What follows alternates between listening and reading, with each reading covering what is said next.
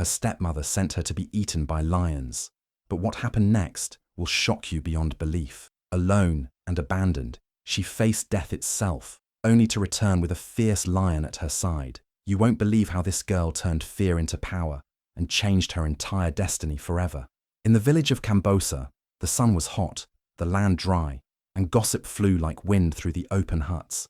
In one of those huts lived a girl named Bahara, a quiet and humble girl with golden eyes that shimmered like the morning sun. Her beauty wasn't just on the outside. She had a soft heart, a kind voice, and a way of making everyone around her feel peace. But in her home, peace was nowhere to be found. Her stepmother, Zarella, watched her every move with burning jealousy. She couldn't understand why people liked Bahara more than her own daughter, Nima. While Nima had her mother's looks and a sharp tongue, Bahara had a glow, something money and makeup couldn't buy. It wasn't just her face. It was the way she carried herself, gentle but firm, quiet but strong. Whenever Bahara walked through the village square, heads turned, and Zarella noticed. Every compliment Bahara received felt like an insult to her. Zarella had married Bahara's father years ago after Bahara's mother died. At first, she pretended to care, but as the years passed, the mask fell off. She began treating Bahara like a servant, making her wash, cook, clean, and serve Nima like a maid. She said it was to build character, but deep down, it was punishment for being too perfect. Nima didn't like Bahara either.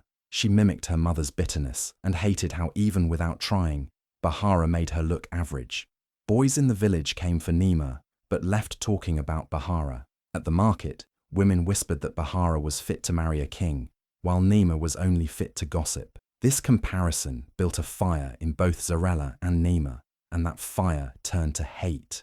Bahara, unaware of the storm building around her, continued to do her chores and smile through it all. She didn't fight. She didn't complain. Her only comfort was a pendant her real mother left her, a tiny golden oval that she wore under her clothes every day. She didn't know why, but she felt safe whenever it touched her skin. As time passed, Zarella's hate turned dangerous.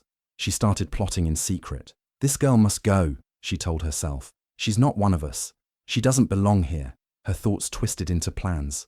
One day, as she watched Bahara washing clothes by the well, she didn't see a girl. She saw a threat to Nima, to her pride, to everything she thought she controlled. That night she spoke in whispers to her brother Koro, a man known for doing anything for money.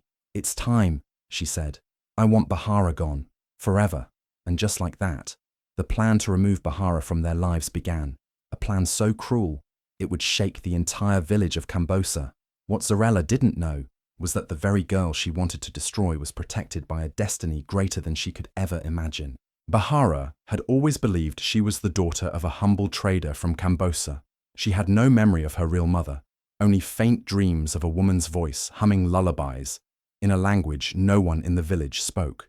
The only thing she had left from her past was a golden pendant hanging from a thin chain around her neck. She wore it every day, never knowing the truth it carried. What the people of Kambosa didn't know was that Bahara was born in the grand halls of the kingdom of Sahandu. Her mother, Queen Adana, once ruled beside King Maro, wise, kind, and loved by many. But when the king was betrayed and murdered by his own brother, the palace turned into a place of danger. Queen Adana knew her newborn daughter wouldn't survive if she stayed. In the dark of night, with the help of her most loyal guard, she escaped the palace with Bahara in her arms.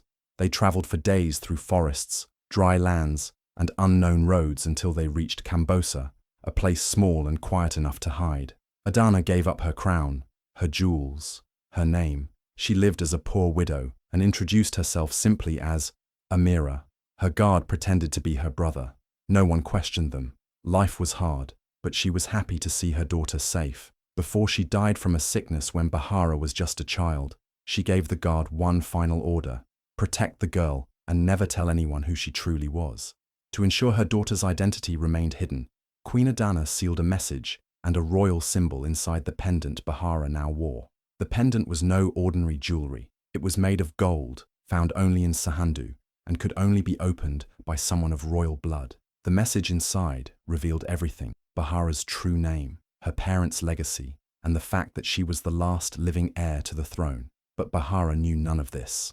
The loyal guard, Now an old man named Jumo stayed nearby but never revealed the truth. He watched her grow from a distance, keeping her safe without ever stepping too close. He feared what might happen if others discovered who she was, especially people like Zarela, who already hated Bahara for her beauty and grace. If they found out she had royal blood too, they might do worse than treat her like a servant. The pendant was the key to everything, and yet Bahara thought it was just a gift from her late mother, something to hold on to when the world felt cold. She didn't know that hidden inside it was her future, her kingdom, and her power. As danger drew closer, the truth in that pendant waited, silent, patient, ready to change everything, because no matter how deep it was buried, royal blood cannot be hidden forever. And soon, Kambosa, and the world beyond it, would discover who Bahara truly was. Zarela couldn't sleep. Every time she closed her eyes, she saw Bahara, that golden-eyed girl who stole every gaze, every kind word, every blessing meant for Nima. The more people loved Bahara, the more Zarela's hatred grew. It no longer mattered that Bahara cooked, cleaned, or stayed silent. Her very presence was an insult. Something had to be done. And so, late one night, when the moon hung like a sharp blade in the sky, Zarela called her brother Koro into her home. Koro was a rough man, tall and scarred, known for working with hunters who used him to lure lions for sport. He had no morals, only a hunger for gold and food. Zarela poured him a gourd of palm wine and placed a pouch of gold beads in his hand. "I need her gone," she whispered. Koro squinted. "Gone? How?" She leaned in, her voice colder than night. "Take her to the plains of Sulani. Tell her it's a harvest rite. Leave her there. Let the lions finish what I can't." At first Koro laughed, but when he saw her serious face, he nodded slowly. He had seen what the lions did to animals.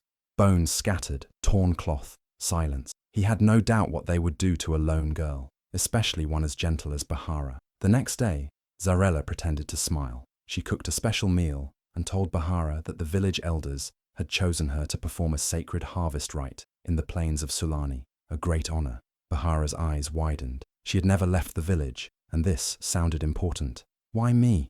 she asked softly. Zarela smiled and touched her cheek. "Because you are pure. The gods favor you." It was the first time Zarela had spoken kindly to her, and it felt strange, but Bahara believed her. She had no reason to doubt a mother's word, even if that mother never truly loved her. The next morning, Koro arrived with his donkey cart and a bundle of food. He smiled with yellow teeth. "I will take you there and guide you," he said. Bahara packed her pendant under her tunic and climbed into the cart. The road was long, dusty, and silent. Koro didn't talk much, only chewed leaves and spat on the road. When they reached the edge of the Sulani plains, he stopped. "Walk straight ahead until you see the rock with red moss. That's the sacred spot," he lied. "Stay there till sunset. The gods will see your offering." Bahara nodded and walked into the tall grass, not knowing she was being left to die. Koro turned the cart around without looking back. As he rode away, the wind howled and the scent of wild animals filled the air. Zarela waited all day for screams, for news, for closure. But the sun set, and silence returned to Kambosa. What she didn't know was that nature had a different plan, one she could never imagine. Bahara walked beside Koro quietly, her footsteps soft on the dry earth. She carried a woven basket filled with millet, just as he had told her. "The ancestors have chosen you," he said. "They see your heart. This is a gift to them, a peace offering from Kambosa." Bahara didn't question it. For the first time she felt seen, valued, even honored. Zarela had never praised her, and now she believed this moment might be her purpose. The road stretched long and cracked under the heat. The trees thinned out, and the air grew heavier. The fields of Sulani came into view, wide golden plains that shimmered under the burning sun. It was said that once warriors trained there, but now it belonged to lions. Bahara had only heard whispers about it. No one ever went near, but she trusted Koro. He was family after all. He pointed toward a large flat rock in the distance. "Lay the millet there. The spirits gather near the stone." Bahara nodded, adjusting the basket on her head. She walked slowly, carefully, with every step pushing her deeper into the unknown. The grass grew taller, the silence thicker. She glanced back once, and Koro waved at her. She smiled faintly and turned forward. But when she looked back again, Koro was gone. The donkey cart, the man who brought her, disappeared. Her heart skipped. "Uncle," she called. Only the wind answered. Panic crept in, but she tried to stay calm. Maybe he was nearby. Maybe he had gone to fetch water. She placed the millet near the stone and sat, waiting. Minutes passed, then hours.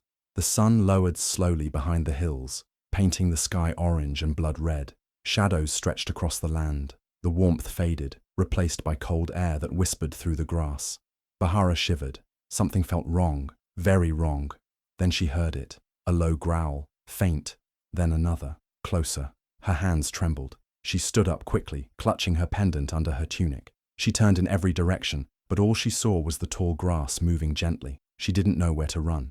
Her legs felt weak. Her mind screamed that this was no harvest rite, no sacred journey. She had been left. Tears welled in her eyes, but she refused to cry out loud. If this was the end, she would meet it with dignity. She slowly backed toward the rock, breathing heavily. The growls grew louder. More than one, maybe three, maybe more. Bahara shut her eyes and whispered a prayer she barely remembered, something her mother used to hum. The sound of heavy paws moved through the grass. She knew the lions had come. She was alone, or so she thought. In that moment, the wind changed. A deep, rumbling breath echoed behind her. But what she felt next wasn't teeth. It was warmth. She turned slowly, her heart thudding in her ears. A lion stood there, massive, golden, and calm. It didn't growl. It didn't pounce. It stared at her with eyes that looked like hers. The night wrapped the plains of Sulani in darkness, with only the silver light of the moon breaking through the scattered clouds. The grass swayed gently, whispering secrets only the wind could carry. Bahara stood still, her eyes shut tight, lips moving in silent prayer. She didn't dare run. Her heartbeat pounded like drums in her chest, but her feet didn't move. She waited, for pain, for claws, for the end, but instead came silence.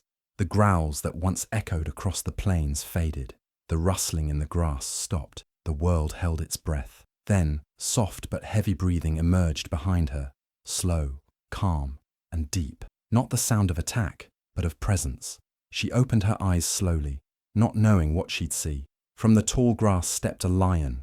Not just any lion, but a huge golden beast, with a mane like a crown, and eyes that burned like fire under the moon. It looked at her, not with hunger, not with rage, but with recognition, like it had been waiting. Bahara didn't scream. She didn't move. She stared back, heart frozen. The lion circled her once, slowly, paws brushing the dry earth with grace.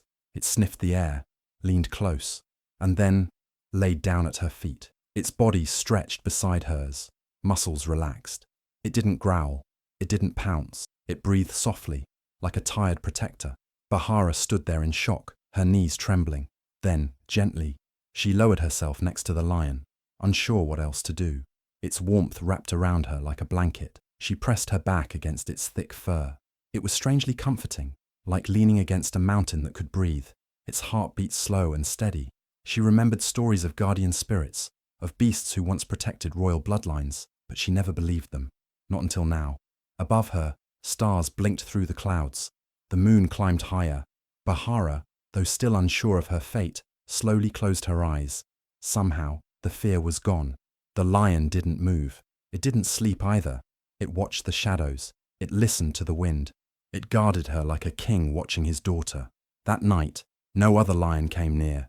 No danger stepped into the circle formed by the beast's presence. Time passed. Hours rolled into silence, and in the middle of a land known for death and fear, a girl slept peacefully, her head resting near the paw of a lion. By dawn, Bahara would no longer be the same girl who walked into the plains with millet and hope. Something had shifted. The earth had seen it, the skies had felt it, and the lion, whatever it truly was, had honored it. She had been left to die, but the wild, the feared, the untamed, chose to protect her. As the first light of dawn touched the horizon, Bahara rose from the plains of Sulani. Her body was tired, but her spirit had changed. The golden lion stood beside her, stretching its limbs as if waking from a dream. She looked into its eyes, and it nodded, like a silent agreement had been made between them. Without a word, she turned and began walking. The lion followed. Her feet touched the rough path leading back to Kambosa. Dust rose with every step, and the village soon came into view. The early morning air was filled with the sounds of cooking fires and waking children. But when the villagers saw what was approaching, everything stopped. Mothers screamed and yanked their children off the streets. Elders dropped their gourds. Farmers ran. Warriors with spears hid behind trees and walls, gripping their weapons but not daring to move. A lion, massive, golden, terrifying, was walking into their village. But more shocking than the beast was the girl who led it. Bahara's dress was torn, her hair tangled from the wind, but she walked tall, barefoot, calm, unshaken. The lion walked behind her like a loyal guardian. Its eyes watched everything, but it made no sound, no roar, no growl, just footsteps in the dust. At the center of the village, Bahara stopped. The people kept their distance, hiding behind stalls, huts, and anything they could find. All eyes were on her. Zarella stepped out from her house, her face pale, thinking she was seeing a ghost. She clutched Nima tightly, shaking. The lion saw her. It growled once, low and deep, but Bahara raised her hand. The lion stopped and looked at her. Then, the most unbelievable thing happened. The lion bowed. It bent its front legs and lowered its mighty head before Bahara, its golden mane brushing the ground. A sound escaped the crowd, half gasp, half cry. No one had ever seen such a thing. This wasn't just any lion. This was a sign, a message. Bahara looked up at the people. Her voice was soft but clear. "I am not your curse," she said. "I am your queen." As she spoke, the wind blew through the village, lifting dust and leaves into the air. Her pendant, always hidden beneath her clothes, burst into light. It shimmered under the morning sun, glowing gold and green, casting a strange warmth over everything. The villagers fell to their knees. Some wept, some bowed. Even the warriors dropped their spears and lowered their heads. Zarella's knees buckled. Nima screamed. Bahara didn't look at them. She stood tall, the lion still kneeling at her side. The truth had revealed itself, not through words, but through wonder. The one they cast away had returned with the wild itself at her feet. And from that moment on, no one in Kambosa would ever see Bahara the same way again. The moment the lion bowed before Bahara, the village could not breathe. Everyone stared in disbelief. The mighty beast stayed kneeling beside her, as calm as a lamb. Dust swirled around them like a spell had been cast. The silence was broken by a loud thud. Zarella had fainted right where she stood. Her body hit the ground like a sack of yams. Nima screamed and clung to the nearest pole, her face frozen in terror. No one moved until Chief Lumaro stepped forward. His back was bent with age, but his eyes held the sharpness of truth. The villagers parted for him as he walked slowly toward Bahara. He looked at the lion, then at her. He nodded, deeply moved, then turned to the crowd. "This is no ordinary girl," he said, raising his staff. "Only one with royal blood can tame a lion of Sulani. Only one chosen by the ancestors can walk with the wild and be unharmed." Murmurs ran through the crowd like water over stones. Mothers held their children closer. Warriors dropped to one knee. The whisper spread fast. "Royal blood. Queen. Sahandu." Zarella, slowly regaining consciousness, crawled to her feet and shouted, "Lies! This is my husband's daughter, nothing more." But Bahara didn't speak. She simply reached for her pendant, the one she'd worn all her life. With quiet hands, she opened it. Inside was a small, tightly folded scroll wrapped in faded silk. Chief Lumaro took it with trembling hands. He unrolled it gently. Gasps filled the air as he read aloud. "Bahara, daughter of Queen Adana of Sahandu, hidden during the palace revolt, protected by royal guard, Meso, born with golden eyes." The scroll even held the royal seal of Sahandu, pressed in wax, undeniable. People dropped to their knees again, this time in awe. Women covered their mouths. Men bowed their heads. Some began to chant her name. Zarella fell silent, her eyes wide with fear. Her plan had failed. The very girl she had tried to erase had returned not only alive, but with proof she was born to rule. The same Bahara she had sent to be eaten by lions had walked back like a queen, with the king of beasts at her side. Nima, still frozen with fear, slowly backed away into the crowd. No one stopped her. All eyes were on Bahara. Bahara looked at the scroll, then at Chief Lumaro. She didn't cry. She didn't boast. She simply stood taller, the pendant still glowing faintly around her neck. She said nothing more. She didn't need to. Her presence, her survival, and the truth of her bloodline said everything. And the village of Kambosa knew in that moment They had not just witnessed a miracle, they had witnessed the rise of a queen. The harvest festival in Kambosa was a day of color, drumming, and dancing. Villagers wore their finest clothes. Children chased each other through rows of maize, and laughter echoed like birdsong. Bahara walked through the crowd with calm grace. Since the day she returned with the lion, everything had changed. She was no longer the silent girl with golden eyes. She was the daughter of a queen, and the people now bowed when she passed. Beside her walked Mwana, the great lion of the Sulani Plains. He had become more than just her guardian. He was now part of the village legend. Children no longer feared him.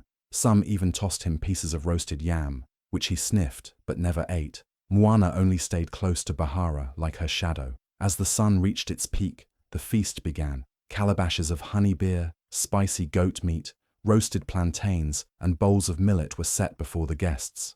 Bahara was given the seat of honor. Zarella sat 2 rows behind, smiling politely, but her heart was dark with hate. She had one last chance, and she wasn't going to miss it. Hidden beneath her bright wrapper was a small glass vial, no larger than a finger. Inside was a colorless poison. 1 drop was enough. She had coated the rim of a calabash with it, the one meant for Bahara. All she had to do was serve it herself, with a fake smile and a blessing. She stood, calabash in hand, and began to walk toward Bahara. The drums slowed, the crowd cheered, but Mwana's eyes locked onto her. His body, though still, was tense like a coiled spring. No one noticed, not until she got close. As Zarella raised the calabash with both hands and said, "To peace and long life," Mwana let out a sharp growl. The music stopped. People froze. Then, in one powerful leap, he flew through the air. Zarella screamed. The calabash flew from her hands and shattered. Mwana didn't bite her. Instead, with his massive paw, he tore through her wrapper, ripping it aside and sending beads flying through the air. The crowd gasped. The torn fabric fell to the ground, and with it, the small glass vial. It rolled forward and stopped near Bahara's feet. Silence fell like a curtain. Then came the whispers. The elders stepped forward. Chief Lumaro picked up the vial, sniffed it, and dipped a piece of yam into the liquid.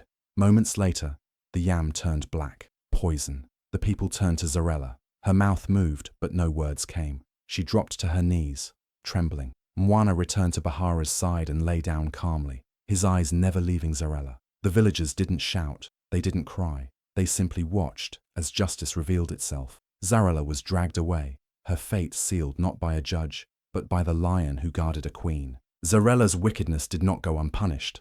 After the poison was exposed, the village elders gathered quickly. The council declared that Zarella and her brother Koro were to be banished, cast into the harsh wilderness beyond Kambosa's borders, where only the strongest survived. The villagers whispered about the dangers there: wild beasts, fierce storms, and unforgiving terrain. Their exile was a fate worse than death. Nima, Zarella's daughter, was spared the harsh exile, but was given a new fate that carried its own weight. She was sent to serve at the Temple of Truth, a sacred place where those who had lied, cheated, or harbored false hearts were purified through endless labor. Nima's days would be filled with hard work and reflection, a constant reminder that envy and deceit only lead to downfall. She was no longer a princess in her own home, but a servant under the watchful eyes of the temple priests. Amid these judgments, a secret that had been hidden for years began to unravel. Bahara's mother, Queen Adana, had left more than just a legacy in her daughter. Beneath the oldest baobab tree in Kambosa, hidden under layers of earth and ancient roots, lay a treasure, a vast wealth in gold, precious stones, and sacred artifacts. Only Bahara knew its secret location because her mother had whispered it to her in her final moments. With her stepmother and uncle gone, Bahara was free to claim what was rightfully hers. The village buzzed with excitement and awe as she uncovered the hidden riches. This treasure was more than wealth. It was a symbol of power and rightful rule. It was proof that Bahara was not just a girl with golden eyes, but the true heir to a kingdom that had been stolen from her family. Just as Bahara was beginning to understand her new role, a royal messenger arrived from the kingdom of Sahandu. Clad in fine robes and carrying a golden staff, he brought news that stirred the hearts of all who heard. The usurpers who had forced Queen Adana to flee were defeated, and the throne had been reclaimed. However, the people of Sahandu were in need of a new queen, one with the courage, wisdom, and heart to lead them. The messenger spoke directly to Bahara, acknowledging her royal bloodline and inviting her to return to Sahandu to take her place on the throne. The village of Kambosa fell silent, then erupted in cheers.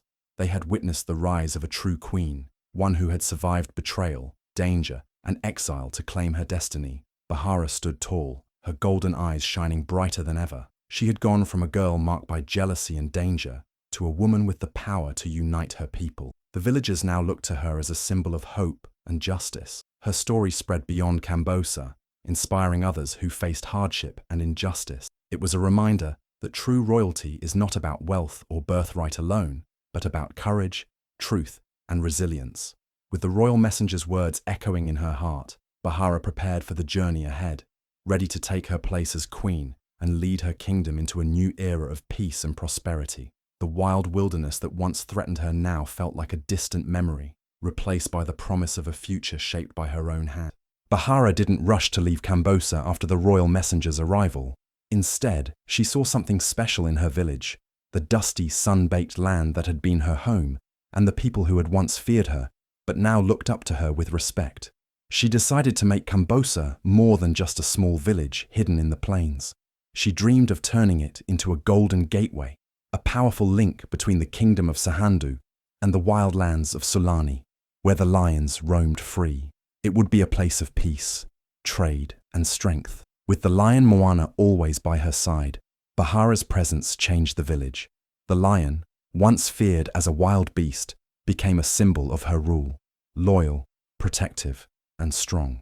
The villagers saw that Bahara's power wasn't just in her royal blood or hidden treasures, but in the trust she inspired. Moana, walking calmly behind her, was a living proof that courage and kindness could tame even the fiercest forces. Bahara ruled with a gentle hand, focusing on justice and wisdom rather than revenge. She healed old wounds and brought people together instead of tearing them apart. The stepmother's cruelty had once cast a shadow over the village, but under Bahara's reign, the light returned. She encouraged learning, fairness, and respect for all, no matter their background. Her golden eyes, once a source of jealousy, became a beacon of hope and pride for Kambosa.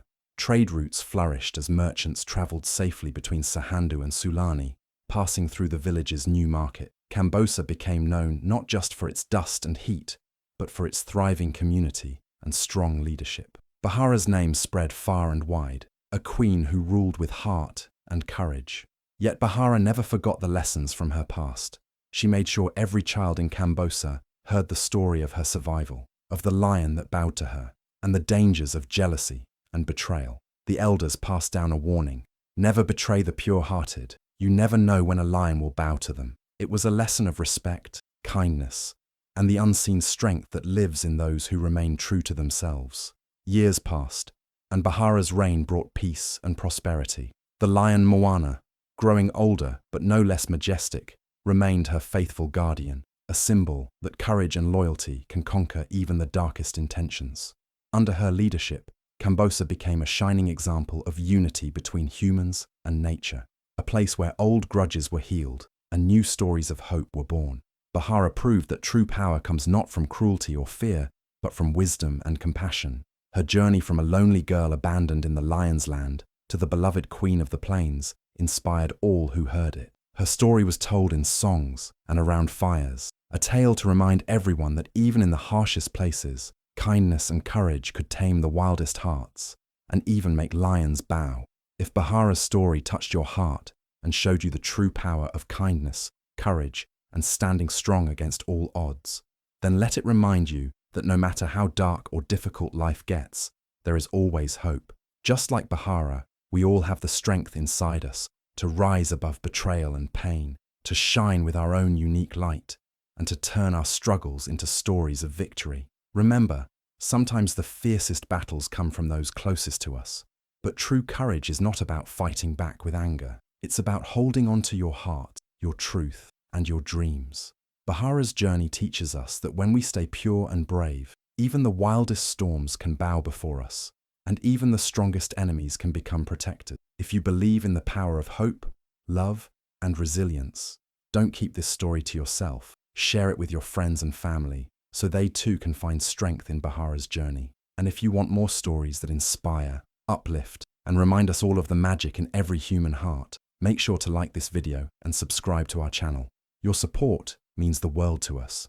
It helps us bring more powerful tales that celebrate courage, kindness, and justice from every corner of the world. Thank you so much for watching, for believing in the power of stories, and for being part of this amazing journey with us.